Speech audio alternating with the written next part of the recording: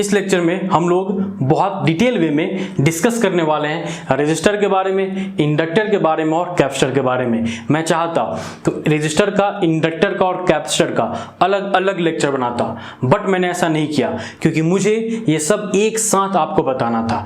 एक साथ डिस्कशन करने का एडवांटेज ये है कि इन सबों के बीच में डिफरेंस क्या है एक ही जगह पे आपको बहुत अच्छे समझ में आएगा और पूरे कॉन्सेप्ट आपको एक ही जगह पे बहुत अच्छे से क्लियर होगा। इसलिए बहुत इंटरेस्ट आने वाला है, बस फोकस करके देखना और सुनना मैं जो आपको बताने जा रहा हूं। ओके, स्टार्ट किया जाए। ठीक है, स्टार्ट करने से पहले मैं एक पॉइंट आपका क्लियर कर दूं, फिर स्टार्ट करूंगा। वो पॉइंट है, आपने बहुत सुना होगा, resistor resistance, inductor inductance, capacitor capacitance. याद रखना ये अलग है और ये अलग है, मींस इन दोनों में कुछ ना कुछ डिफरेंस है। वैसे इन दोनों में भी कुछ ना कुछ डिफरेंस है, वैसे कैपेसिटर और कैपेसिटेंस में भी कुछ ना कुछ डिफरेंस है। अब वो डिफरेंस क्या है मैं बोल रहा हूं, सुनो। रेजिस्टर, इंडक्टर और कैपेसिटर ये तीनों एक डिवाइस का नाम है, उसको आप बोलते हो पैसिव डिवाइस या इलेक्ट्रिकल एलिमेंट, बट ये उसकी प्रॉपर्टी का नाम है, मींस ये उस डिवाइस के प्रॉपर्टी का नाम है। बताओ क्या है, ये एक पैसिव डिवाइस है या इलेक्ट्रिकल एलिमेंट है, और ये क्या है, ये तीनों उस डिवाइस के प्रॉपर्टी का नाम है। समझ आ गया? अब हम लोग एक एक करके वन बाय वन इसका हम लोग डिस्कशन करते हैं। स्टार्ट किया जाए। चलो, फर्स्ट क्या है मेरा, रेजिस्टर। बहुत सिंपल है। क्या है रेजिस्टर बताओ, अभी तो बताया आपको मैंने। Resistor is a electrical element और passive device which dissipate energy in the form of heat। हो गया, मीन्स ये क्या करता है, ये वो पैसिव डिवाइस है जो एनर्जी को डिसिपेट करता है इन द फॉर्म ऑफ हीट। अब आ जाओ कहां पे, इंडक्टर पे। ये भी सिंपल है, क्या बोलोगे, inductor is also a passive device और electrical element which store energy in the form of magnetic field. Means बताओ ये क्या करता है, मैग्नेटिक फील्ड के फॉर्म में एनर्जी को स्टोर करता है।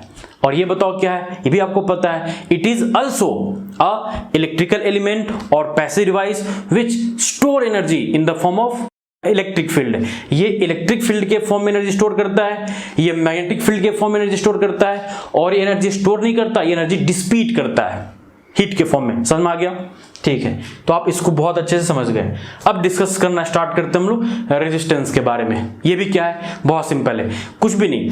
देखो, कोई भी आप मटेरियल लो, कोई मटेरियल आप ले लो, सब में कुछ ना कुछ रेजिस्टेंस होता है। मींस सब में जब करंट पास करोगे ना, तो करंट को वो कम अपोज करे या ज्यादा अपोज करे, बट अपोज करेगा। तो सिंपल क्या बोलोगे, resistance is a property of material by which it opposes the completely flow of current. Simple means कोई मटेरियल से आप करंट पास करोगे तो ये अपोज करेगा, उसी अपोजिशन प्रॉपर्टी को हम बोलते हैं क्या, इस मटेरियल की रेजिस्टेंस। हो गया, मींस अगर आप 2 एम्पियर करंट यहां से फ्लो करोगे तो ये क्या करेगा, कंप्लीटली 2 एम्पियर करंट के फ्लो को अपोज करेगा। तो मटेरियल की इसी अपोजिशन प्रॉपर्टी को हम बोलेंगे क्या, रेजिस्टेंस। रीड कर लो, जो बोला मैंने वही है। अब आते हैं कहां पे, इंडक्टेंस पे। सुनना बहुत सिंपल, इंडक्टेंस भी एक मटेरियल की प्रॉपर्टी है। Inductance is a property of material by which it opposes the change of current। समझ में आया क्या? ये completely करंट को अपोज कर रहा था, करंट के फ्लो को अपोज कर रहा था। ये करंट के फ्लो को अपोज नहीं करता, ये करंट के फ्लो में जो चेंज हो रहा है ना, उस चेंज को अपोज करता है। यही डिफरेंस है इन दोनों में, इसमें और इसमें। अब बोलोगे सर चेंज मीन्स क्या, करंट में चेंज मीन्स क्या? सिंपल, करंट में चेंज मीन्स करंट के मैग्नीट्यूड में चेंज और करंट के फ्लो के डायरेक्शन में चेंज। मींस सुनना बहुत अच्छे से, इसमें मटेरियल है, इससे आप करंट पास कर रहे हो 2 एम्पियर का, अगर एक कंप्लीटली 2 एम्पियर के फ्लो को अपोज करे उसको आप बोलोगे रेजिस्टेंस। बट 2 एम्पियर को अपोज नहीं करे, ये अपोज नहीं करता, क्या करता है, तो जब 2 एम्पियर फ्लो कर रहे हो तो करंट जब चेंज हो रहा है, उसका मैग्नीट्यूड जब चेंज हो रहा है 2 से 2.1, 2.1 से 2.2, 2.2 से 2.3, ये चेंज को ना ये अपोज करेगा, उसी को हम बोलते हैं क्या, इंडक्टेंस। या करंट पास कर रहे हो आप राइट टू लेफ्ट, अब आपका करंट फ्लो करना चाहता है लेफ्ट टू राइट, तो डायरेक्शन में चेंज हो रहा है ना, तो उस चेंज को अपोज करेगा, उसी को क्या बोलेंगे हम, इंडक्टेंस। सिंपल एक वर्ड में बोलो, ये क्या करता है बताओ, ये करता है करंट के मैग्नीट्यूड में और करंट के डायरेक्शन में जो चेंज हो रहा है ना, उस चेंज को अपोज करता है। और ये चेंज को अपोज नहीं करता, ये कंप्लीटली करंट को ही अपोज करता है। लास्ट कैपेसिटेंस, बोलो क्या होगा, बहुत सिंपल, ये भी चेंज को अपोज करता है, ये भी चेंज को अपोज करता है, बट ये करंट के चेंज को अपोज करता है और ये मेरा वोल्टेज के चेंज को अपोज करता है। बस हो गया। मींस बताओ कैसे बोलोगे? It is also property of material by which it opposes the change of voltage. अब चेंज ऑफ वोल्टेज मीन्स क्या होगा? Simple, change of voltage means magnitude of change of voltage और polarity of change of voltage. समझ में आ गया? Means अगर 2 volt apply किया आप तो 2 वोल्ट से 2.1, 2.1 वोल्ट से 2.2 वोल्ट, 2.2 वोल्ट से 2.3 वोल्ट, जब वोल्टेज में चेंज आ रहा है ना तो उस चेंज को अपोज करेगा। या प्लस माइनस आपका है, प्लस माइनस से माइनस प्लस करना चाहते हैं आप, तो ये प्लस माइनस से माइनस प्लस में जो चेंज हो रहा है ना उस चेंज को अपोज करेगा, उसी को बोलते हैं क्या? कैपेसिटेंस। तो क्लियर हुआ? बताओ फास्ट, ये तीनों क्या है? तो ये और ये चेंज को अपोज करता है और ये चेंज को अपोज नहीं करता। ये क्या करता है बताओ फास्ट? ये करंट के मैग्नीट्यूड में और करंट के डायरेक्शन में चेंज को अपोज करता है। ये क्या करता है? तो ये भी चेंज को अपोज करता है, बट ये वोल्टेज के मैग्नीट्यूड और वोल्टेज के डायरेक्शन में चेंज को अपोज करता है। और ये क्या करता है? सिंपल कंप्लीटली करंट के फ्लो को अपोज करता है। समझ में आ गया ना? तो ये तीनों बहुत अच्छे से आपको समझ में आ गया होगा, ये भी तीनों आपको समझ में आ गया होगा। अब आप मुझे बताओ, सिंबल कोई बोले रेजिस्टेंस का सिंबल क्या होगा? तो ऐसे रेजिस्टर का सिंबल ऐसे दिखाना, इंडक्टर का सिंबल ऐसे दिखाना और आपका कैपेसिटर का सिंबल ऐसे दिखाना और उसको डिनोट करते हैं कैपेसिटेंस को C से, इंडक्टेंस को L से और रेजिस्टेंस को क्या? R से। उसका यूनिट देखो तो क्या होता है? ओम, ऐसे डिनोट करते हैं आप। और इसका यूनिट देखो तो हेनरी, ऐसे डिनोट करते हैं आप। और कैपेसिटेंस का यूनिट देखो तो फेराड, F से डिनोट करते हैं आप, इसको H से डिनोट करते हैं। समझ में आया ना? Complete and. अब आपका मैं फास्ट रिवाइज करता हूं, बताओ क्या है? बताओ ये तीनों क्या है? तो क्या बोलोगे? रेजिस्टर, इंडक्टर, कैपेसिटर, ये तीनों एक पैसिव डिवाइस है या इलेक्ट्रिकल एलिमेंट है। समझ में आ गया? ठीक है। ये तीनों क्या है? तो बोलना ये उस डिवाइस की प्रॉपर्टी का नाम है तीनों। क्लियर हुआ? अब बताओ इसका क्या काम है? तो बोलना एनर्जी डिसिपेट करता है इन द फॉर्म ऑफ हीट। इसका क्या काम है? एनर्जी स्टोर करता है इन the form of magnetic field. इसका क्या काम है? तो एनर्जी स्टोर करता है इन the form of electric field. चलो, रेजिस्टेंस का क्या काम है? तो ये रेजिस्टेंस मटेरियल की प्रॉपर्टी है जिससे कंप्लीटली करंट के फ्लो को अपोज करता है। बताओ इंडक्टेंस का काम क्या है? तो इंडक्टेंस भी किसी मटेरियल की प्रॉपर्टी है जिससे करंट के फ्लो को अपोज नहीं करता, करंट के फ्लो में जो चेंज हो रहा है उस चेंज को अपोज करता है। अब करंट में चेंज मींस मैग्नीट्यूड में चेंज या उसके डायरेक्शन में चेंज, या सिंपल एक लाइन में बोलो करंट में चेंज। अब ये बताओ क्या करता है? तो ये भी चेंज को अपोज करता है, बट ये वोल्टेज के मैग्नीट्यूड में चेंज और वोल्टेज के पोलैरिटी में चेंज को अपोज करता है। सिंपल बोलो क्या? वोल्टेज के चेंज को अपोज करता है। समझ में आ गया अच्छे से? Very good. अब हम डिस्कस कर लेते हैं R, L और C के फॉर्मूले को। ओके, अब हम लोग फॉर्मूले को देखने वाले हैं। मींस रेजिस्टेंस का फॉर्मूला क्या होगा, इंडक्टेंस का फॉर्मूला क्या होगा और कैपेसिटेंस का फॉर्मूला क्या होगा। और एक बात और, मैं इस सारे फॉर्मूले को बाद में डिराइव करने वाला हूं। अभी के लिए जस्ट आप याद रखो, सिंपल सा है, बाद में बहुत सिंपल वे में मैं आपको डिराइव करके जरूर दिखाऊंगा। स्टार्ट किया जाए फर्स्ट। चलो फर्स्ट हम लोग देखेंगे रेजिस्टेंस का फॉर्मूला। बहुत सिंपल है, क्या? रो एल बाई ए। इस फॉर्मूले को जब मैं ओम्स लॉ पढ़ाऊंगा तो डिराइव करके दिखाऊंगा, बहुत सिंपल है, ठीक है ना। चलिए बताइए आर का फॉर्मूला क्या हुआ? रो एल बाई ए। वहां पे एल क्या है, ए क्या है और रो क्या है? सुनो, मान लो कि मेरा मटेरियल है, तो उस मटेरियल का जो लेंथ है ना उसी को क्या बोलेंगे? जिस मटेरियल में आप रेजिस्टेंस फाइंड करना चाहते हो उस मटेरियल का जो लेंथ है वही आपका क्या है? L, length of wire. और उस मटेरियल का दो तरह का एरिया होगा। एक देखो ये मटेरियल है मेरा, तो एक सरफेस एरिया बोलते हैं इसको, चारों तरफ जो है ना उसको बोलते हैं सरफेस एरिया। और इस देखो इस एरिया से करंट क्रॉस करने वाला, करंट पास करने वाला, उसको बोलते हैं क्या? Cross sectional area. तो याद रखना यहां पे ये जो ए है ना ये क्रॉस सेक्शनल एरिया है, सरफेस एरिया नहीं है। ये वाली ये जो है ना आपका ये सरफेस एरिया नहीं, ये सामने वाला जिससे करंट क्रॉस कर सकता है वो वाली एरिया है। समझ में आया ना? ठीक है। अब रो क्या है? तो रो है रेजिस्टिविटी ऑफ दैट मटेरियल। जिस मटेरियल का आप रेजिस्टेंस फाइंड करना चाहते हो उसकी रेजिस्टिविटी। अब अगर रेजिस्टिविटी को आप डिफाइन करना चाहते हो तो बहुत सिंपल है, रेजिस्ट करने की एबिलिटी किसी मटेरियल की कहलाती है क्या? रेजिस्टिविटी। सिंपल आप चाहो तो नोट डाउन कर सकते हो, आप नोट डाउन करो, ability to resist of any material is known as resistivity. समझ में आ गया ना? ठीक है। तो आपको तीनों पॉइंट समझ में आया? बताओ तो आर इक्वल टू क्या हो गया? रो एल बाई ए। ए मेरा क्रॉस सेक्शनल एरिया है, ये वाली देखो, अभी दिखाता हूं मैं। ये देखो सभी लोग, ये जो दिख रहा है आपको ना, यही मेरा क्या है? Cross sectional area A. और यहां से यहां तक जो आपको दिख रहा है ये मेरा क्या है, लेंथ। और हर मटेरियल की कुछ ना कुछ रेजिस्टिविटी होती है। रेजिस्टिविटी मींस क्या, रेजिस्ट करने की एबिलिटी, उसमें क्या आ गया, रो। हो गया, ठीक है। तो फॉर्मूला आपको याद हुआ, बहुत सिंपल था, ड्राइव करूंगा बाद में ओम्स लॉ में। अब सबसे इंपॉर्टेंट पॉइंट यहां पे देख लेते हैं, क्या, तो मुझे बताओ आर किस किस चीज पे डिपेंड कर रहा है। तो बोलोगे सर आर डिपेंड कर रहा है लेंथ पे। दिख रहा है कौन सा डिपेंडेंट है दोनों एक दूसरे के साथ, तो बोलना डायरेक्टली प्रोपोर्शनल। और आर किसके साथ डिपेंड कर रहा है, तो बोलोगे एरिया के इनवर्सली प्रोपोर्शनल, एरिया के इनवर्सली प्रोपोर्शनल। और आर डिपेंड ऑन, बताओ क्या, रो के डायरेक्टली प्रोपोर्शनल। तो ये तीन इक्वेशन, इसी तीनों इक्वेशन को मैंने, है ना, एक करके आपका ये बनाया। हो गया। फिर अब यहां से इंपॉर्टेंट पॉइंट हम लोग अभी देखते हैं, क्या है, तो बहुत अच्छे सुनना। आप सभी को पता है x इज प्रोपोर्शनल टू मैं y बोलूं तो क्या, और x is inversely proportional to y बोलूं तो क्या। इसका मीनिंग है, सुनना अच्छे से, अगर ये है तो इसका मीनिंग होता कि x is directly proportional to y, means y increase करोगे तो x भी इंक्रीज होगा, और y डिक्रीज करोगे तो x भी डिक्रीज होगा। जो करोगे वही होगा, उसी को बोलते हैं हम डायरेक्टली प्रोपोर्शनल। और यहां पे सुनो, इनवर्सली प्रोपोर्शनल का मीनिंग होता है y इंक्रीज करोगे तो x डिक्रीज होगा, y डिक्रीज करोगे तो x इंक्रीज होगा, मींस जो यहां पे करोगे उसके अपोजिट यहां पे होने वाला है। इसी को बोलते हैं क्या, इनवर्सली प्रोपोर्शनल। तो अब आप मुझे बताओ, इस तीनों को देखकर बहुत इंपॉर्टेंट पॉइंट समझ आपको आ रहा है क्या। फर्स्ट पॉइंट देखते हैं, resistance is directly proportional to L, means क्या, समझो आप, मान लो एक वायर स्मॉल सा वायर है और एक वायर लार्ज सा वायर है।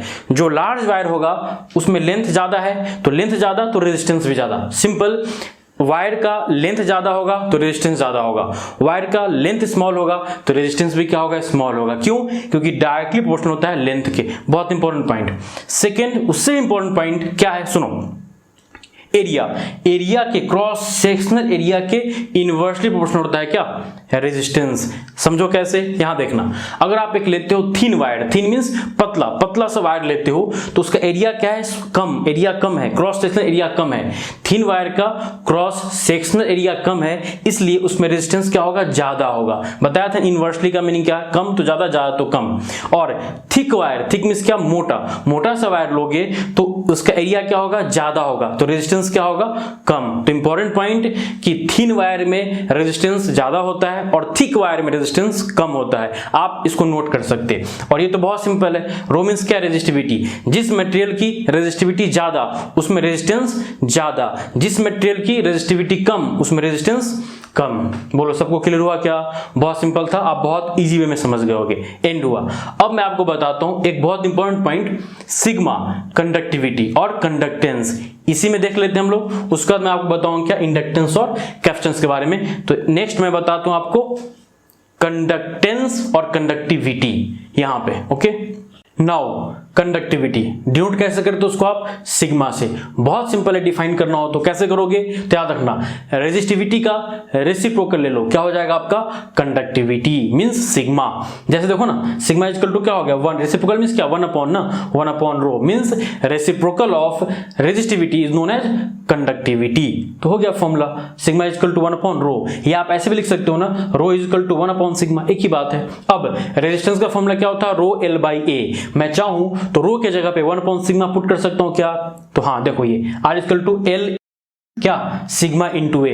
अगर कंडक्टिविटी मीन सिग्मा गिवन है तो ये फॉर्मूला यूज करना रेजिस्टेंस का, और अगर आपको रेजिस्टिविटी गिवन है मींस रो गिवन है तो आप इस फॉर्मूले को यूज करना रेजिस्टेंस फाइंड करने के लिए। हो गया, सबको समझ में आया ना। और रेजिस्टिविटी को डिफाइन मैंने करके दिखाया था, वो क्या था, simple, ability to resist of any material is known as resistivity. और कंडक्टिविटी को कैसे डिफाइन करोगे, ability to conduct of any material is known as conductivity. हो गया, तो बताओ सब कुछ समझ गए ना आप। चलो लास्ट, कंडक्टेंस, बहुत सुना होगा आपने, सिंपल। देखो रेजिस्टिविटी का रेसिप्रोकल क्या था, कंडक्टिविटी, तो रेजिस्टेंस का रेसिप्रोकल क्या होगा, कंडक्टेंस। उसको डिनोट करते हैं हम जी से, कंडक्टेंस मींस जी क्या होता है, reciprocal of resistance means 1 upon R. हो गया, बस कंप्लीटली रेजिस्टेंस का जो फॉर्मूला था मैंने आपको बता दिया। हो गया। अब कोई आपसे पूछ सकता है यूनिट के बारे में, आर का, जी का, रेजिस्टिविटी का और कंडक्टिविटी का यूनिट क्या होगा। देखो आर के बारे में सबको पता है, रेजिस्टेंस का यूनिट क्या होता है ओम, और इसी ओम को इनवर्स ले लो, ओम इनवर्स मींस 1 ओम, तो क्या हो जाएगा देखो जी कंडक्टेंस का यूनिट बताया था आपको 1 ना। हाँ, और याद रखना ओम इनवर्स को हम बोलते हैं मो, OHM ओम, उसको इनवर्स कर दो क्या MHO है ना, मो, तो क्या हो जाएगा बताओ मो। तो ऐसे बोलो या ऐसे बोलो, ये दोनों यूनिट ओम इनवर्स या मो, जी का यूनिट होता है, कंडक्टेंस का यूनिट होता है। और अगर आप रेजिस्टिविटी को यूनिट से डिफाइन करना चाहते हो, सिंपल बोलो क्या ओम मीटर, और इसी का इनवर्स ले लो मींस ओम मीटर का इनवर्स क्या हो जाएगा कंडक्टिविटी सिग्मा। और इसको आप ऐसे भी तो लिख सकते हो, बताओ ओम इनवर्स क्या था मो, देखो मो, ओम इनवर्स मो, और एम इनवर्स क्या हो जाएगा अपॉन 1/m, तो क्या हो गया मो अपॉन m मतलब मीटर, और नहीं तो क्या होगा बताओ ओम मीटर का इनवर्स हो गया। हाँ, अब बोलोगे सर ये कैसे, ये तो आपको पता है ना, अपोजिट कर देना पता है, बट इसको अगर जानना चाहो तो कैसे आएगा अभी आप देखो बता देता हूं मैं, सिंपल सबको पता है, बोलो R इक्वल टू क्या होता है रो L/A। अगर आपको रो चाहिए, रो मुझे जानना है, रो का यूनिट जानना है, तो बताओ क्या करूंगा मैं, A से मल्टीप्लाई कर दूंगा, देखो रो इक्वल टू क्या हो जाएगा R इंटू A/L। अब आप मुझे बताओ R का यूनिट क्या होता है, R का यूनिट तो सिंपल ओम, एरिया का यूनिट क्या होता है तो मीटर स्क्वायर, और L का यूनिट क्या होता है मीटर, तो मीटर से मीटर कैंसिल हो गया, तो रो का यूनिट क्या हो गया ओम मीटर, और इसी को इनवर्स कर दो तो क्या हो जाएगा आपका सिग्मा मींस कंडक्टिविटी का यूनिट हो जाएगा। हो गया, तो चलो कंप्लीटली यूनिट के साथ आपको सब कुछ बता दिया, एंड हुआ। अब हम लोग इंडक्टेंस के फॉर्मूले को देखने वाले हैं, बहुत सिंपल है N∅I, जिससे आपका इंडक्टर बना हुआ है उसमें जो नंबर ऑफ टर्न है उसी को बोलते हैं हम क्या N क्या हुआ नंबर ऑफ टर्न, और फाई क्या है तो याद रखना मैग्नेटिक फ्लक्स, यूनिट क्या होगा यूनिट वेबर, और आई क्या है सबको पता है करंट, यूनिट क्या होगा एम्पियर।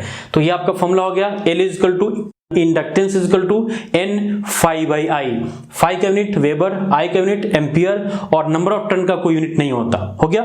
हाँ, अगर आपको जानना है तो एक पॉइंट समझ लो यहाँ पे, जैसे आपको वहां बताया था क्या, तो सुनो L जो है ना वो देखो डायरेक्टली प्रोपोर्शनल है किसके नंबर ऑफ टर्न के, और L है वो डायरेक्टली प्रोपोर्शनल किसके है मैग्नेटिक फ्लक्स के, और L is inversely proportional to क्या करंट I। मींस बताओ इससे क्या समझे, अगर नंबर ऑफ टर्न ज्यादा तो इंडक्टेंस ज्यादा, अगर नंबर ऑफ टर्न कम तो इंडक्टेंस भी कम, डायरेक्टली प्रोपोर्शनल है।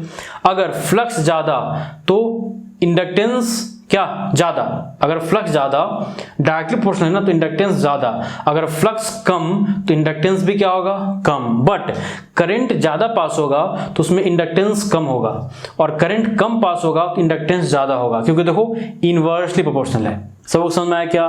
तो इस तरीके से फॉर्मूला बहुत सिंपल था आपका इंडक्टेंस का और रेजिस्टेंस का। रेजिस्टेंस फॉर्मूला क्या है रो L/A, या अगर रो को बोलना है तो 1/सिग्मा बोलो तो क्या L/सिग्मा A, एक ही बात है। और इंडक्टेंस का फॉर्मूला क्या होगा L इक्वल टू बताओ फास्ट N∅I। फाई क्या है मैग्नेटिक फ्लक्स, N क्या है नंबर ऑफ टर्न, और I क्या है करंट। एंड हुआ। अब हम लोग देखते हैं क्या कैपेसिटेंस के बारे में। अब हम लोग लास्ट फॉर्मूला देखने वाले हैं कैपेसिटेंस का। बहुत सिंपल है, पहले आप ये जानो कि कैपेसिटर बनता कैसे। कुछ नहीं, दो प्लेट लो, प्लेट, और दोनों पे एक एक टर्मिनल कनेक्ट कर दो, और बीच में आप दोनों प्लेट के बीच में आप डाइलेक्ट्रिक को फिलअप कर दो, बन गया क्या कैपेसिटर। डाइलेक्ट्रिक मींस सिरामिक हो सकता है, माइका पेपर हो सकता है, रबर हो सकता है, बीच में कुछ भी नहीं है तो आप एयर एज अ डाइलेक्ट्रिक आपका होता है। समझ में आ गया ना, बस। तो क्या बन गया आपका कैपेसिटर।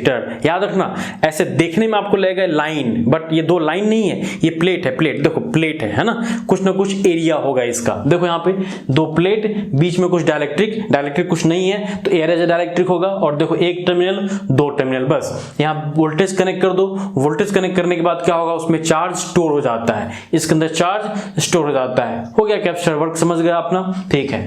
अब कैपेसिटेंस को कैसे डिफाइन करेंगे, सुनो कुछ नहीं, कैपेसिटर में वोल्टेज कनेक्ट करने के बाद चार्ज स्टोर होता है, तो बस चार्ज को वोल्टेज से डिवाइड कर दो, क्या हो गया कैपेसिटेंस का फॉर्मूला हो गया। सिंपल। मींस डिफाइन कैसे कर सकते हो, चाहो तो नोट कर सकते हो आप, capacitance is defined as the ratio of charge and voltage. हो गया, समझ में आया ना, सिंपल। चलिए अब जैसे आपने रेजिस्टेंस को रो L/A से डिफाइन किया था, इंडक्टेंस को N∅I से डिफाइन किया था, सेम वैसे ही कैपेसिटेंस को आपको डिफाइन करना है, सिंपल ε/A/d।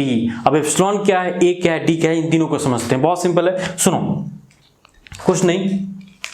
यहां देखिए एरिया तो पता है आपको, भी बताया मैंने, जो प्लेट आपने कंसिडर किया प्लेट, उस प्लेट का एरिया, 2 प्लेट से बना ना, तो उस प्लेट का एरिया, तो ये तो आप समझ गए प्लेट का एरिया जो है ना, ये जो प्लेट बना होगा ऐसा इस टाइप का ना, ऐसा इस टाइप का, ऐसा, ठीक है ना। तो इस प्लेट का जो एरिया है उसको हम क्या बोलेंगे, ए। अब बात कर लेते हैं डी का। तो डी कुछ नहीं है, इस 2 प्लेट के बीच का distance, means distance between 2 plate is known as D. तो डी सबको समझ में आ गया, ए समझ में आ गया। अब लास्ट देख लेते हैं एप्सिलॉन के बारे में। एप्सिलॉन कुछ नहीं, एप्सिलॉन बोलते हैं जो आपने डाइलेक्ट्रिक फिलअप किया था ना उसका कांस्टेंट, सिंपल उसको बोलते हैं आप क्या, परमिटिविटी। अभी मैं आपको सिंपल बताने जा रहा हूं, समझ जाओगे, बट बहुत डिटेल वे में। परमिटिविटी और परमिएबिलिटी, इलेक्ट्रिक फील्ड में याद रखना, परमिटिविटी होता है एप्सिलॉन से डिनोट करते हो आप, और परमिएबिलिटी होता है म्यू से डिनोट करते हैं मैग्नेटिक फील्ड में। इन दोनों का मैं वीडियो बनाऊंगा बहुत डिटेल वे में, अभी के लिए आप सिंपली जो बता रहा हूं सुनो अच्छे से, ठीक है। तो बताओ, आपने जो इसके अंदर डाइलेक्ट्रिक फिलअप किया है उसी का जो कांस्टेंट होता है, डाइलेक्ट्रिक कांस्टेंट, उसी को बोलते हैं हम क्या, एप्सिलॉन। तो एप्सिलॉन को आप बोलते हो परमिटिविटी। तो एप्सिलॉन का फॉर्मूला होता है epsilon naught into epsilon R. Epsilon R होता है रिलेटिव परमिटिविटी, जैसे वाटर का रिलेटिव परमिटिविटी कितना होता है, 80। आप सिरामिक का 3 to 7 होता है, रबर का 7 होता है, इस टाइप का आपका रिलेटिव परमिटिविटी होता है। रिलेटिव परमिटिविटी एयर का कितना होता है, 1। तो इस टाइप का आपका हर मटेरियल की अपनी अपनी कुछ रिलेटिव परमिटिविटी होती है, वही आपका ये हुआ। अब एप्सिलॉन 0 क्या है, एप्सिलॉन 0 को बोलते हैं एब्सोल्यूट परमिटिविटी। एब्सोल्यूट परमिटिविटी उसकी वैल्यू होती है 8.854 इंटू 10⁻⁻12 फेराड पर मीटर। तो ये तो कांस्टेंट हुआ ना, कांस्टेंट, और एप्सिलॉन क्या हुआ, परमिटिविटी या डाइलेक्ट्रिक कांस्टेंट, और epsilon R relative permittivity. Relative permittivity means किसी मटेरियल की permittivity with respect to air. Clear हुआ, बताऊंगा जब डिटेल, जब इस बारे में डिस्कस करेंगे हम लोग, परमिटिविटी हेडिंग रहेगा वहां देखेंगे।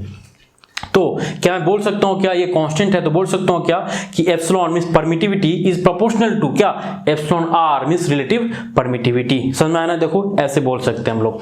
अब आप मुझे बताओ फास्ट, ये फॉर्मूला आपको समझ में आ गया, एप्सिलॉन क्या है, ए क्या है, डी क्या है। तो बताओ सी का फॉर्मूला क्या हो गया, एप्सिलॉन ए बाई डी। अब आपको यहां से समझना है तो ऐसे समझ सकते हैं कि सी इज प्रोपोर्शनल टू, बताओ क्या है, एप्सिलॉन। एप्सिलॉन प्रोपोर्शनल किसके होता है, एप्सिलॉन आर के।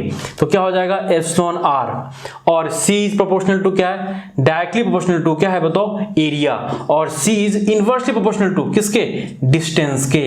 तो यहां से आप एक बहुत इंपॉर्टेंट पॉइंट समझ गए क्या, तो सुनो, अगर आप कोई ऐसा मटेरियल यूज कर रहे हो जिसकी रिलेटिव परमिटिविटी ज्यादा है तो उसमें कैपेसिटेंस भी क्या होगा, ज्यादा।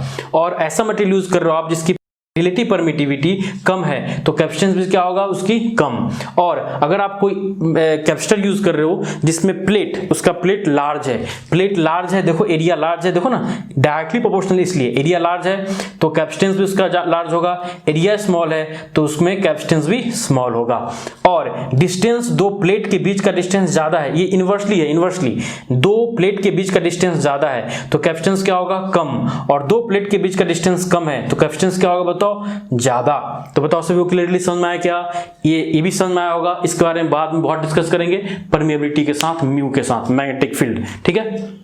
तो बताओ सभी लोग फॉर्मूला क्लियर हुआ, तो फास्ट रिवाइज करो एक बार फॉर्मूले का। बताओ फास्ट, आर इक्वल टू क्या होता है, रो एल बाई ए। इसमें रो क्या, एल क्या, ए क्या मैंने बताया आपको। और वैसे एल इक्वल टू क्या होता है, एन फाई बाई आई। और सी का 2 फॉर्मूला है, एप्सिलॉन ए बाई डी और क्या, C equal to Q upon V. ये तो सबको पता होगा, ये भी आपको समझ में आ गया। तो ये 3 फॉर्मूला जो है ना, ये 3 फॉर्मूला और एक ये बहुत इंपॉर्टेंट है। जब आप कॉम्पिटिटिव एग्जाम में जाते हो तो आपको ये जानना चाहिए, क्योंकि देखो ना, आप जब एग्जाम में जाते हो तो हो सकता है आपसे आर पूछ ले, रो एल ए दे दे तो आप फाइंड कर सकते हैं, या हो सकता है एल आई फाई दे दे, बोले नंबर ऑफ टर्न बताओ। या हो सकता है कि आपसे एप्सिलॉन आर और ए की वैल्यू दे दे, सी की वैल्यू दे दे, बोले बताओ डिस्टेंस बिटवीन बोथ प्लेट क्या होगा। तो सब इंपॉर्टेंट है, ये सब इंपॉर्टेंट है, आपको जरूर देखना चाहिए। बहुत सिंपल है, कुछ भी नहीं है। और इन सब का डेरिवेशन हम लोग बाद में करेंगे। एंड हुआ। अब हम लोग देखते हैं रेजिस्टर, इंडक्टर और कैपेसिटर में वोल्टेज, करंट, पावर और एनर्जी का फॉर्मूला क्या होगा। अब हम लोग देखने वाले हैं voltage, current, power and energy. Resistor के अंदर कितना होगा, इंडक्टर में कितना होगा और कैपेसिटर में कितना होगा। मैं जो बताऊंगा उस बताने के वे को देखना। आपको कहीं पे फॉर्मूला याद नहीं करना पड़ेगा, ना ही डिराइव करना पड़ेगा। बिना याद किए हुए आप खुद से कभी भी कहीं पे भी फॉर्मूला आप लिख सकोगे। बहुत सिंपल रहेगा, बस मेरे बताने के वे को देखना। ठीक है, सुनो मैं क्या बोल रहा हूं। रेजिस्टर के अंदर मुझे वोल्टेज फाइंड करना है, तो बताओ, सबको पता है V इक्वल टू क्या होता है, I इंटू R, है ना। बट मैं जो बोल रहा हूं उसको देखना, मैं क्या बोलूंगा। मुझे क्या फाइंड करना है, वोल्टेज। तो V इक्वल टू क्या हो जाएगा, कहां फाइंड करना है, तो सर रेजिस्टेंस में फाइंड करना है, तो क्या हो जाएगा R। अब बताना रेजिस्टेंस का क्या काम है, तो रेजिस्टेंस किसी मटेरियल की प्रॉपर्टी है जो फुल्ली करंट के फ्लो को अपोज करता है। तो इनटू क्या क्या करता है बताओ, करंट के फ्लो को, मतलब I करंट के फ्लो को अपोज करता है, तो क्या होगा V इक्वल टू IR। इसका हम लोग डेरिवेशन करेंगे जब पढ़ेंगे हम लोग ओम्स लॉ तब। बट अभी मैं जो बोल रहा हूं सिर्फ उस वे को देखो आप। कहीं पे भी फॉर्मूला में सब फॉर्मूले को ऐसे बताऊंगा आपको, कहीं पे कुछ याद नहीं करने की जरूरत पड़ेगी आपको, देखना। ठीक है, सेम ऐसा ही बताओ मुझे यहाँ पे इंडक्टर के अंदर, तो ठीक है यहां भी क्या हो जाएगा V इज इक्वल टू, ठीक है बताओ क्या होगा L। इंडक्टेंस में फाइंड करना ना तो L, जैसे यहाँ पे रेजिस्टेंस में फाइंड करना तो R लिखे थे, वैसे इंडक्टेंस में फाइंड करना है तो L लिखोगे। बट बताओ ये क्या कर रहा था, I आपने कैसे दिया, क्योंकि हम जानते हैं रेजिस्टेंस का काम है करंट के फ्लो को अपोज करना। बट आप मुझे बताओ यहाँ पे हम क्या लिखेंगे जो इसका काम है, बताओ इसका काम क्या है। तो इंडक्टेंस को हम लोग डिफाइन तो किए थे, कैसे डिफाइन किए थे बताओ। इंडक्टेंस किसी मटेरियल की प्रॉपर्टी है जो करंट के फ्लो को अपोज नहीं करता, करंट के फ्लो में जो चेंज हो रहा है ना उस रेट ऑफ चेंज को अपोज करता है। और याद रखना जहां पे भी रेट ऑफ चेंज की बात आ जाए, rate of change means D by D T, याद रखना rate of change means D by D T.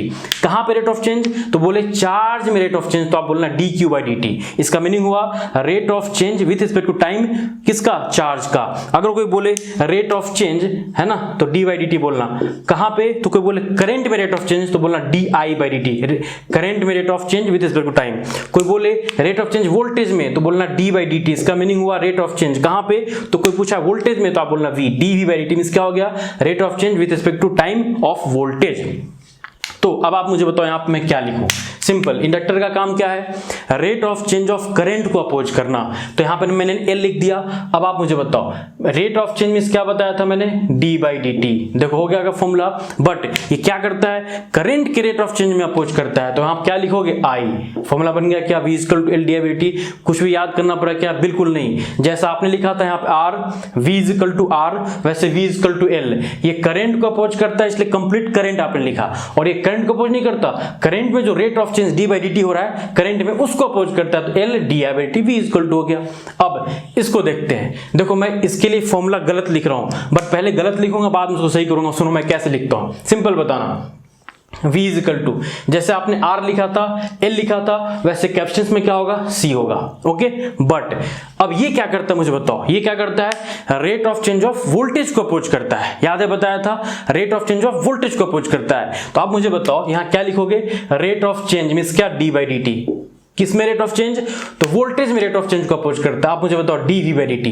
क्या फॉर्मूला देखने में आपको अच्छा लग रहा है क्या, देखो ना यहां पे V यहां पे V मींस फॉर्मूला क्या है, ये गलत है। मींस अगर मुझे पहले से पता है कि डी बाई डी टी तो पक्का होगा कैपेसिटर के अंदर, क्योंकि कैपेसिटेंस का काम क्या है, rate of change of voltage को अपोज करता है। तो जब डी बाई डी टी हुआ तो आपका यहां तो V नहीं होगा, फिर यहां पे क्या होगा, I होगा। Means I is equal to क्या होगा, C D by D T. समझ में आया सबको। तो देखिए फॉर्मूला बिना याद किए आप खुद से कैसे लिख सकोगे, कितना सिंपल था बताओ। तो बताओ ये फॉर्मूला मैं I का यहां लिखूंगा ना, जो करंट वाला देखो ना करंट में लिखूंगा। मींस बताओ फिर से कैसे होगा, यहां पे लिखेंगे I। कहां पे लिखना मुझे, तो कैपेसिटेंस के अंदर C। और वो करता क्या है, तो रेट ऑफ चेंज किसमें रेट ऑफ चेंज को अपोज करता है, तो वोल्टेज में। तो क्या हो गया, D we by D T. बताओ सभी को फॉर्मूला याद हुआ क्या, तो इन दोनों में फॉर्मूला वोल्टेज का हुआ और इसमें फॉर्मूला क्या हुआ, करंट का हुआ। सिंपल था, ठीक है। अब आप मुझे बताओ करंट मुझे फाइंड करना है तीनों में, तो तीनों में करंट कैसे फाइंड कर सकोगे आप, बताओ। यहां मुझे करंट फाइंड करना है, कैसे करोगे आप, I। तो बहुत सिंपल है, I इज इक्वल टू क्या हो जाएगा, बोलो, V अपॉन क्या, R। देखो ना डिवाइड कर दो, मिल गया क्या, करंट। सिंपल। अब आप ये बताना इसमें मुझे फाइंड करना है, तो सुनो सभी लोग कैसे फाइंड करोगे आप, सुनना। मुझे I फाइंड करना है, तो पहले क्या करना पड़ेगा, V के साथ dt को मल्टीप्लाई करना पड़ेगा। मीन्स क्या हो जाएगा, V dt is equal to क्या हो गया इधर L di। ठीक है, अब L से डिवाइड करोगे आप तो बोलो क्या हो जाएगा, 1/L into V D T is equal to क्या हो गया, डी आई। अब आप क्या करोगे, taking integration on both side. क्यों, क्योंकि मुझे चाहिए आई, तो आई कैसे मिलेगा, जब डिफरेंशियल करंट को आप इंटीग्रेशन करोगे तो डी आई का इंटीग्रेशन क्या हो गया, आई। ओके, और 1/L क्या है, कांस्टेंट, तो बाहर चला गया, और इंटीग्रेशन किसका, तो वी डी टी, देखो ना वी डी टी, तो फॉर्मूला क्या हो गया, I is equal to 1/L integration of V D T. But आपको इतना कैलकुलेशन करके करने की जरूरत नहीं, डायरेक्टली करो। डायरेक्टली कैसे करो मैं अभी दिखाता हूं, सभी लोग देखना। देखो सभी लोग यहाँ पे मुझे क्या फाइंड करना है, करंट आई, तो पहले आप लिखो क्या, डी आई। देखो क्या लिखा मैंने, D I. D I is equal to क्या हो जाएगा, V D T, V D T, और एल से डिवाइड करोगे ना, देखो तो एल से क्या हो गया, डिवाइड हो गया। अब क्या करेंगे, taking integration on both side. जब इंटीग्रेशन करोगे तो डी आई का इंटीग्रेशन क्या हो जाएगा, आई हो जाएगा, और 1/L बाहर चला जाएगा, तो क्या हो गया, दोनों तरफ इंटीग्रेशन किया ना मैंने, तो 1/L बाहर, इंटीग्रेशन अंदर वी डी टी, और डी आई का इंटीग्रेशन क्या हो गया, आई हो गया फॉर्मूला। तो फॉर्मूला आपको कुछ याद नहीं करना है, ये फॉर्मूला कैसे लिखा मैंने, v is equal to L, जैसे वहां लिखा था मैंने v is equal to L, पता है, इनटू क्या करता है, तो rate of change D by D T, किसका, करंट को अपोज करता है, इसलिए D I by D T हो गया। अब आप मुझे बताओ इसका फॉर्मूला लिखना है, तो जैसे हाँ मैंने बताया वैसे इसका बताओ क्या होगा, dv, तो क्या लिखोगे आप, dv, बताओ फास्ट क्या होगा, dv इज इक्वल टू, बोलो आई डी टी मल्टीप्लाई हो जाएगा आई डी टी, ठीक है, और c से डिवाइड हो जाएगा तो 1/c, ठीक है। अब क्या करेंगे, taking integration on both side, तो 1/c तो कांस्टेंट बाहर आ जाएगा, और dv का इंटीग्रेशन क्या होगा, v हो जाएगा, तो फॉर्मूला क्या हो गया, simple, v is equal to 1/c integration of I D T. बोलो कोई डाउट किसी को। और ये फॉर्मूला आया कैसे, तो यहां से आया, और ये फॉर्मूला कैसे आया, तो हम जानते हैं क्या कि कैपेसिटर का काम है rate of change of voltage को अप्रोच करना, तो क्या हो जाएगा, डी बाई डी टी, किसका काम है, तो कैपेसिटर का काम है, c, और इज इक्वल टू, जब आपने v यहां ले लिया तो यहां पे क्या होगा, i, तो आपने ये फॉर्मूला अगर लिखा तो खुद से लिख लोगे, ये फॉर्मूला लिखा तो खुद से लिखोगे, ये तो दोनों फॉर्मूला सबको याद है, v equal to R into I, इसी को देख के मैंने ये और इसी को देख के मैंने ये लिख दिया। बोलो बहुत सिंपल था ना, कुछ भी नहीं था, कितना इंटरेस्टिंग था, देखो बिना फॉर्मूला याद किया आपने लिख। अब हम लोग देख लेते हैं पावर, कुछ नहीं, सबको पता है पावर का फॉर्मूला क्या होता है, बोलो क्या होता है, power is equal to voltage into current, तो क्या हो गया, v इंटू आई हो गया, और v इज इक्वल टू क्या होता है, रेजिस्टेंस के फॉर्म में लिखे तो I इंटू आर, तो I इंटू आई क्या हो जाएगा, आई स्क्वायर इंटू क्या, आर, और एक और फॉर्मूला हो सकता है मेरा, बोलो एक और फॉर्मूला क्या होगा, तो I इज इक्वल टू क्या होता है, v अपॉन आर, तो v इंटू वी क्या हो जाएगा, v स्क्वायर, तो v स्क्वायर बाई आर, तीन फॉर्मूला हुआ, आई स्क्वायर आर या v स्क्वायर बाई आर या v इंटू आई, कोई भी यूज कर सकते हैं आप। अब यहां बताओ मुझे पावर का फॉर्मूला क्या होगा, वही v इंटू आई, तो बताओ वोल्टेज क्या है, तो L D I by D T, okay, into क्या, आई को ये मत लिखो डायरेक्टली, आई लिख दो ना, एक ही बात है ना, आई। वैसे मुझे बताओ यहाँ का पावर क्या होगा, v इंटू आई, तो बताओ यहाँ पे आई कितना है, तो c D we by D T, okay, और ये क्या हो गया, I इंटू क्या, V को आप ऐसे लिखने की जरूरत नहीं, डायरेक्टली ऐसे लिख दो हो जाएगा। इस तरीके से आप पावर फाइंड कर सकते हो, कहाँ पे, रेजिस्टर के अंदर, इंडक्टर के अंदर और कैपेसिटर के अंदर, बहुत सिंपल है। अब बात कर लेते हैं लास्ट एनर्जी की, बहुत सिंपल एनर्जी। बताओ एनर्जी का फॉर्मूला क्या होता है, सिंपल याद रखना, पावर को टाइम से मल्टीप्लाई करते हो तो क्या मिलता है, एनर्जी मिलता है। अगर आपको अच्छे समझना है डेरिवेशन के साथ, तो देखो मैं इसको मिटा के यहाँ पे समझाता हूँ सब कुछ, ओके, सुनना, मैं तीनों को ड्राइव करके दिखाता हूं, रेजिस्टर, इंडक्टर और कैपेसिटर में कितना एनर्जी स्टोर होता है ना। सब लोग यहां देखो, हम लोग को पता है एनर्जी जब भी फाइंड करना है ना, फॉर्मूला होता है एनर्जी का क्या, तो integration of P D T, है ना, P D T means power को टाइम के साथ इंटीग्रेशन कर दोगे मिल जाएगा एनर्जी। अब अगर रेजिस्टर के अंदर देखोगे आप, तो बताओ एनर्जी क्या होगा, तो P इक्वल टू क्या होता है, V इंटू आई इंटू डी टी, है ना। अब आप यहाँ बताना V और I क्या है, कांस्टेंट, तो VI बाहर चला जाएगा, VI बाहर चला जाएगा, और इधर क्या हो गया, dt इज इक्वल टू क्या हो गया, एनर्जी, तो dt का इंटीग्रेशन कितना हो जाएगा, T, तो बोलो क्या हो गया, एनर्जी इज इक्वल टू क्या हो गया, V into I means power, okay, और dt का इंटीग्रेशन क्या हो जाएगा, T, तो क्या हो गया, पावर इंटू टाइम। मीन्स अगर आप एनर्जी फाइंड करना करना चाहते हो रेजिस्टर के अंदर तो कुछ मत करो, पावर को टाइम से मल्टीप्लाई कर दो। पावर इक्वल टू क्या होता है, v इंटू आई या आई स्क्वायर इंटू आर या V square by R into क्या टाइम, क्या हो गया एनर्जी। वैसे ही अगर चाहो तो इन दोनों को भी आप डिफाइन कर सकते हो, डिराइव कर सकते हो। देखो मैं भी डिराइव करके आपको दिखा देता हूं मैं, ठीक है सभी लोग देखना। बताओ एनर्जी का फॉर्मूला क्या बताया मैंने आपको, पावर और टाइम के साथ इंटीग्रेशन कर दो, है ना। देखो यहाँ पे अब मुझे जानना है पावर इंडक्टर के अंदर, तो ठीक है आप इस फॉर्मूले को पुट करोगे ना, चलो पुट करो, बोलो क्या हो जाएगा, E is equal to integration of, बताओ P इज इक्वल टू क्या होगा, V इंटू आई, और इंडक्टर में V कितना होता है, L D I by D T into, है ना, इंटू आई। देखो ना V इंटू आई, आई क्या हो गया, सिंपल आई, और इंटू क्या है डी टी। अब आप मुझे बताओ कुछ कैंसिल दिख रहा है क्या, तो हाँ डी टी से डी टी कैंसिल हो गया, तो E इज इक्वल टू क्या आपको दिख रहा है, E is equal to integration, देखो यहाँ पे अच्छे से देखना, L और I, देखो यहाँ पे L तो कांस्टेंट है ना, देखो ना L कांस्टेंट, L बाहर चला जाएगा और अंदर क्या बचेगा I डी आई।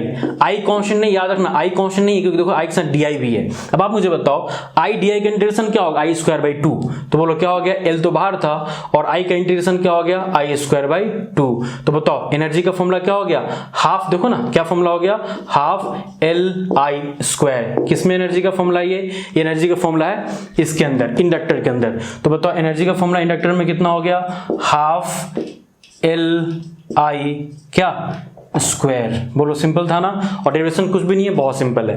अब सेम ऐसी डेरिवेशन करके दिखाओ मुझे, आप खुद से कर सकते हो बट ठीक है मैं अभी करके दिखा देता हूं आपको।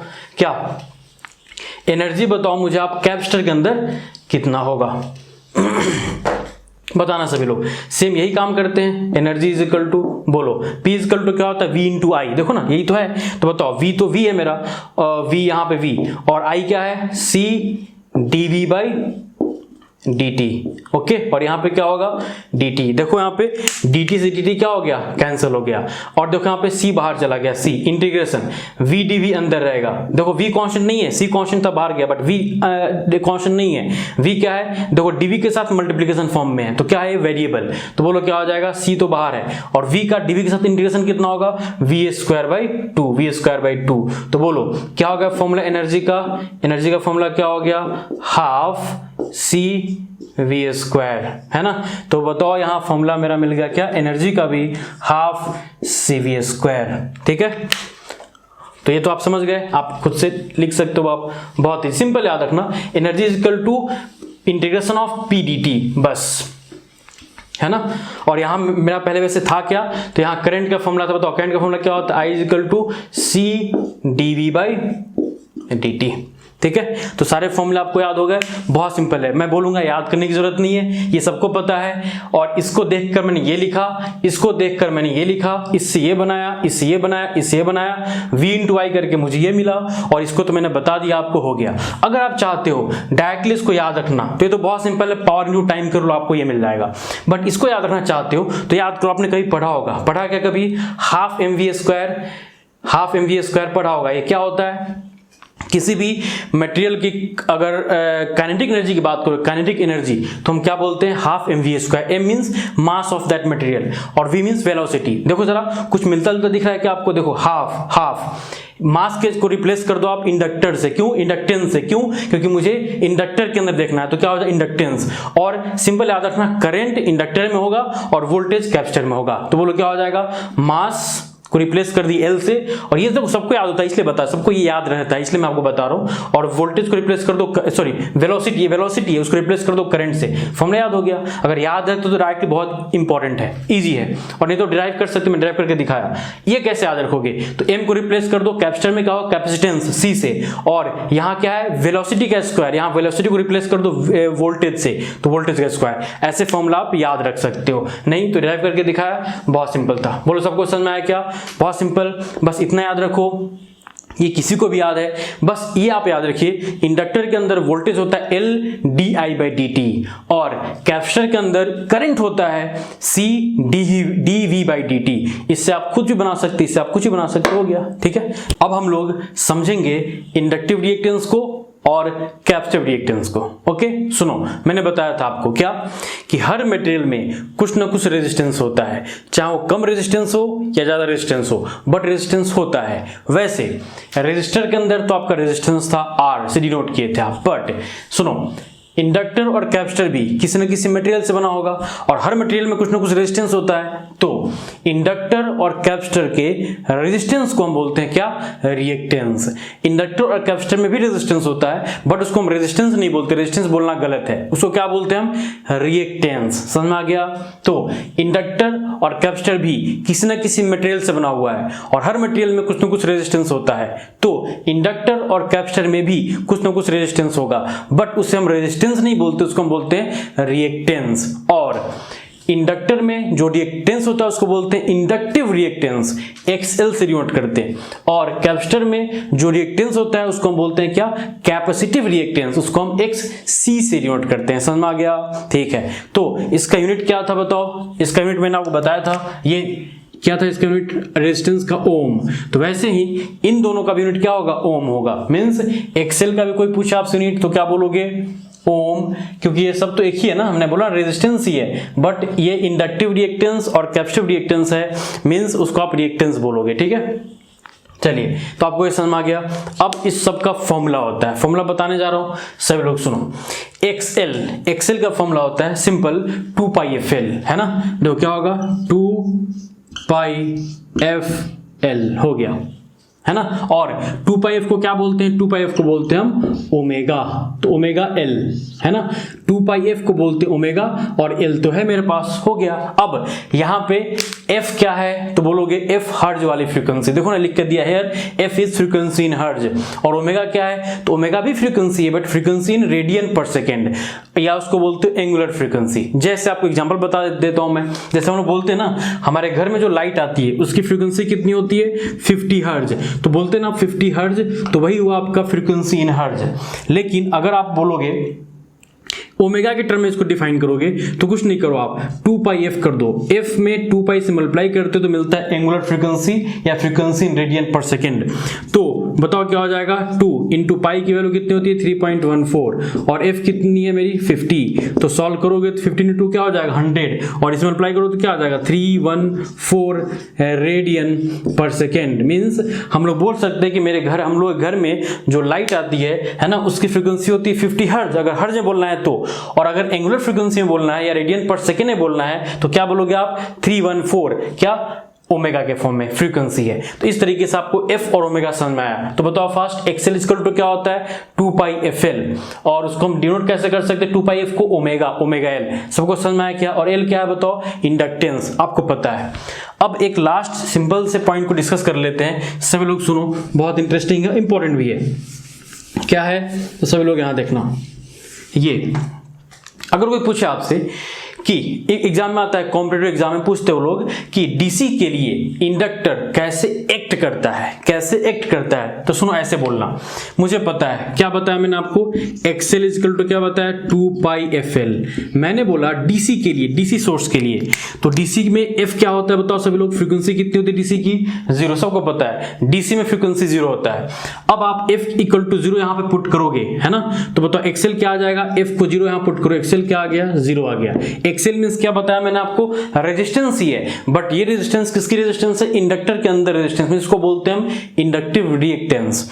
तो आप मुझे बताओ, मैंने आपको पहले ही बता चुका है, मैंने आपको पहले ही बताया है बात कि जब भी रेजिस्टेंस 0 हो तो एक्ट करता है जब शॉर्ट सर्किट, याद करो, और जब रेजिस्टेंस इनफाइनाइट हो तो एक्ट करता है जब ओपन सर्किट। तो बताओ क्या मैं बोल सकता हूं क्या कि for DC source inductor act as a short circuit, देखो मैंने लिखा for DC source that is F equal to 0 inductor act as a short circuit. देखो यहाँ पे एक इंडक्टर है और डीसी के लिए अगर देखोगे एफ इक्वल टू 0 होता है तो एक्ट करेगा एज अ शॉर्ट सर्किट। कैसे, मैंने आपको यहाँ पे बताया, कुछ नहीं, वैल्यू पुट करो, एक्सएल 0 आ गया। एक्सएल मींस क्या, इसका ओम में इसका यूनिट होगा, मींस 0 ओम, 0 ओम मींस शॉर्ट सर्किट, और इनफाइनाइट ओम मींस ओपन सर्किट। अब हम लोग बात कर लेते किसकी, कैपेसिटेंस की। देखो यहाँ पे कितना सिंपल है बताओ कैपेसिटर के अंदर क्या होगा, कैपेसिटिव रिएक्टेंस, उसको कैसे डिनोट करेंगे हम, XC से।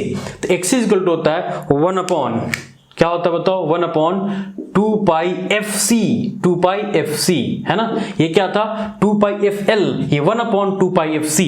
अब यहाँ पे c क्या आपको पता है, ये कैपेसिटेंस, और 2πf को हम क्या बोलते हैं, ओमेगा बोल सकते हैं। तो बताओ क्या हो जाएगा, omega c means 2πf equal to omega, और c f क्या आपको बताया मैंने अभी, ओमेगा क्या आपको बताया मैंने अभी। अब मुझे बताओ, ये भी एग्जाम के लिए इंपॉर्टेंट है, पूछते वो लोग कि बताओ डीसी सोर्स के लिए ये कैसे काम करेगा। अभी देख लेते हैं हम लोग, जैसा आपको ये बताया था वैसा ही बता दे रहा हूं मैं। बताओ डीसी सोर्स के लिए है ना कैपेसिटर कैसे वर्क करेगा, बोलो क्या बोलोगे आप, देख लेते हैं अभी। XC इक्वल टू बोलो क्या होता है 1/2πfc। अब DC के लिए बताओ, DC के लिए F कितना होगा, तो बोलोगे सर 0, तो F को आप 0 यहां पे पुट करो तो क्या हो जाएगा, 0 हो जाएगा, 1/0 बोलो कितना होता है, इनफाइनाइट। बोलो क्या समझे आप, XC इनफाइनाइट है मींस रेजिस्टेंस इनफाइनाइट है। रेजिस्टेंस इनफाइनाइट मींस क्या बताया था मैंने, बताओ ओपन सर्किट कैसे काम करेगा, OC ओपन सर्किट की तरह काम करेगा। तो देखो यहाँ लिख के दिया मैंने, for DC source that is F equal to 0 capacitor act as a open circuit. देखो कैपेसिटर दिखाया मैंने, और डीसी F इक्वल टू 0 के लिए कैसे काम कर रहा है, ओपन सर्किट की तरह काम कर रहा है। समझ में आ गया। तो किसी को कोई डाउट यहाँ से और यहाँ पे, बहुत सिंपल था, क्लियर हुआ।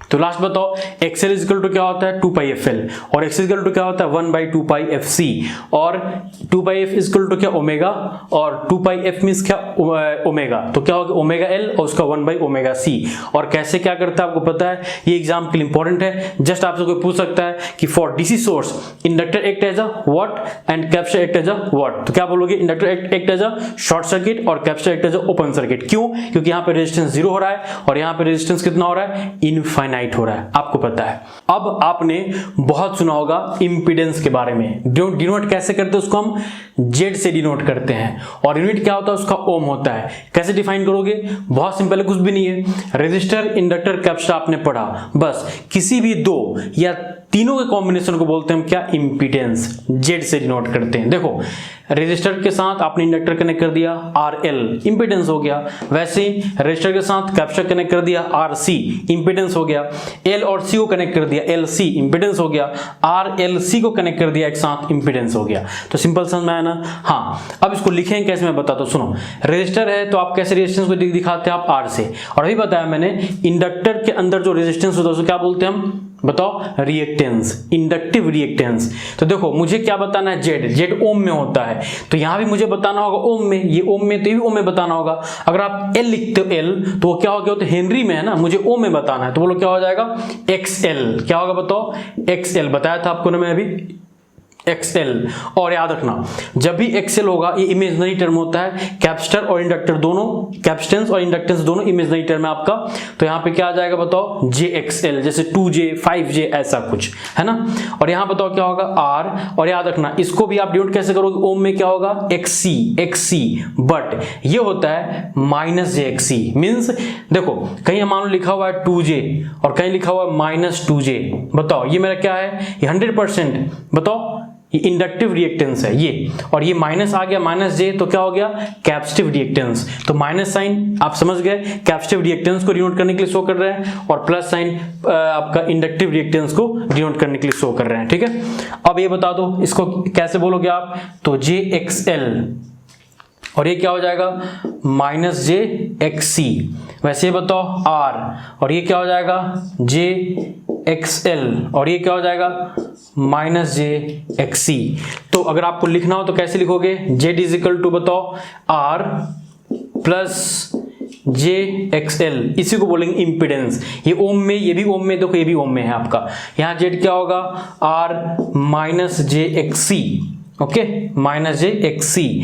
वैसे आप मुझे बताओ यहाँ पे क्या होगा, Z इज इक्वल टू बोलो JXL -JXC, और यहाँ पे क्या होगा, तो Z is equal to R plus JXL -JXC। अगर आप वैल्यू पुटअप कर देते हो R के जगह पे, तो बोलो यार के जगह मान लो मैं 2 पुट कर दूं, और यहाँ क्या हो जाएगा, तो J5 है ना, यहाँ मान लो मैं 5 पुट कर दूं, तो यहाँ पे अज्यूम कर रहा हूँ मैं कोई वैल्यू ताकि आपको समझा पाऊँ। बोलो क्या हो जाएगा -J3 है ना, ये मान लो हो जाएगा 5J5, और ये अज्यूम कर लो आप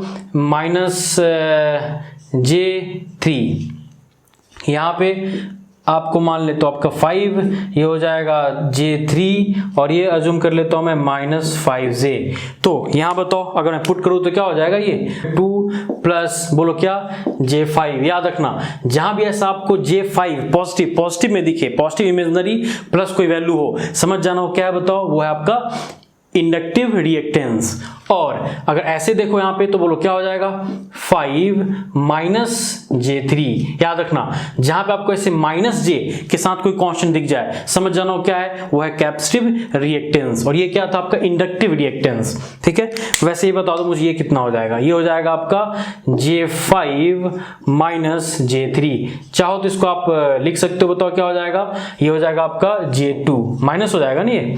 और यहाँ पे देखो जरा, यहाँ पे अगर आप देखना चाहते हो तो सिंपल 5 प्लस क्या J3 और -5J, इसको और सिंपल करना चाहते हो तो बोलो क्या हो जाएगा 5 और माइनस कितना 2J।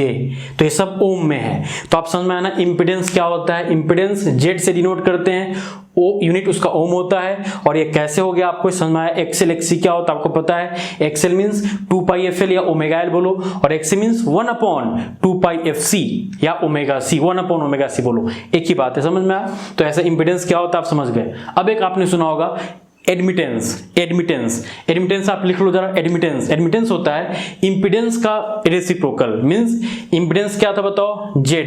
ओके, इंपीडेंस क्या था Z।